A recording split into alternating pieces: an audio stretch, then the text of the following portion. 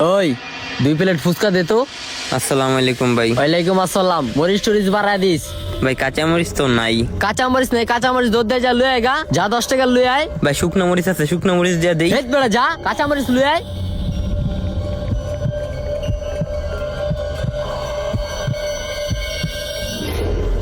কিরে জাল বাড়াই দিছস? হ্যাঁ কো জাল তো দেখা যায় না। দিছি ভাই, খায়া দেখেন।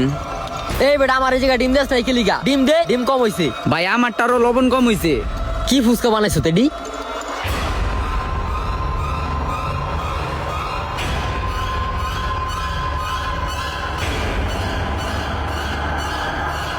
হেট বেটা, এটা কি ফুচকা বানাইছোস?